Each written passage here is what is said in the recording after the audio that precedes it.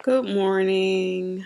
I'm just gonna start out by saying that just help my um, pastor and first lady in church, Perfected Praise Worship Center, celebrate their 7th year anniversary yesterday, and I had been approached by one of the leaders to perform a spoken word piece. That falls in line with the theme of favor ain't fair. Um, and so I, it's just amazing how God works because, um, you know, my husband and I have an awesome testimony, and we knew at some point it was going to be time, to share that testimony with the world. We just didn't know when. We knew that we had to be either on the process of coming out or, already have been, delivered from some of the things that we had been going through.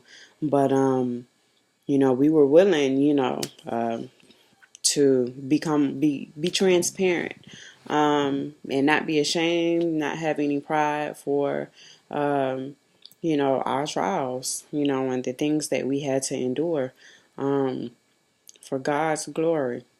Glory be to God. Somebody, you know, we knew that somebody was going to need to hear our story at some point. And so I say all that to say that my testimony ended up tying in with the theme of what I was asked to do. Um, and it was right on time. Um, because as I began to, just pray on and begin to write this piece for the ceremony, for the event for the church, I God spoke to me. He said, "Now it's time." And so I delivered the piece, or I performed it yesterday or last night. Um, and it had good reception, and I am glad that the people enjoyed it, especially my pastor. And there were several people who approached me who wanted a copy.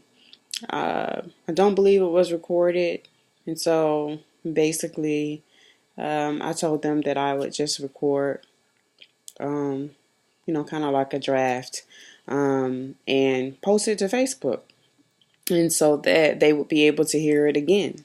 And so, I just decided to share it, for that purpose, and whoever else, would like to hear. And so, in going with the theme of favor ain't fair, I will go into the piece, which is entitled Glean With Me. And so, bear with me. Here we go. I can't for the life of me figure out where to shop for groceries. Better yet, where to go when I have $80 for food to spend on a family of 6 for a week. What about shopping for peace when I've run out of provisions before the end of the week and the landlord reneges on the renewal of my lease? I pray for release and a handful to eat when I find I can't keep the job I lost to months of premeditated deceit by the enemy. The same enemy who worked through family with false allegations of abuse, child custody disputes, and delay of God's favor. Or so I thought. Favor. That's what I need. God's favor. To calm the waters whose waves gush the cracks of what little life I have left, peeking through the closing gaps fractured at each outlet that ignites power. I plug my void into a surge protector with prongs for fasting to restore faith through favor. But it gets worse.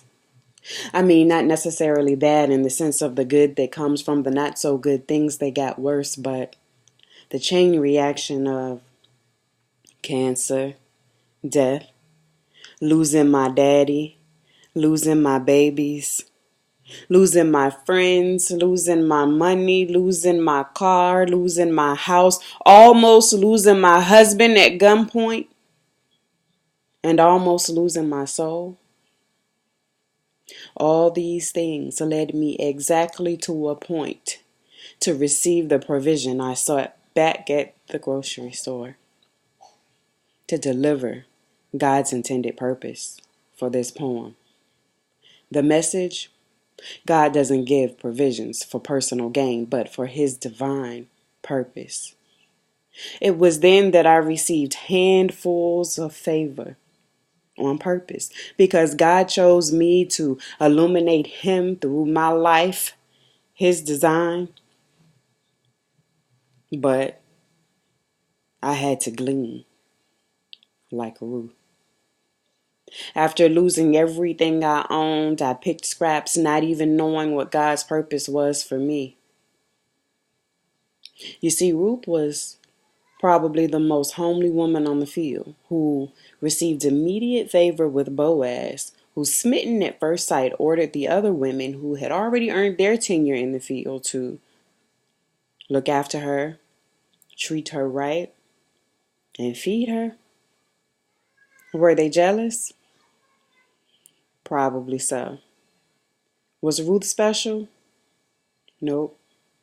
Just favored by God and pushed into her destiny.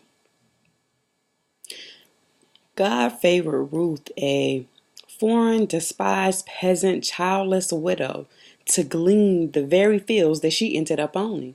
The same Ruth who bore a son who became the grandfather of the great King David, who eventually gave way to Jesus.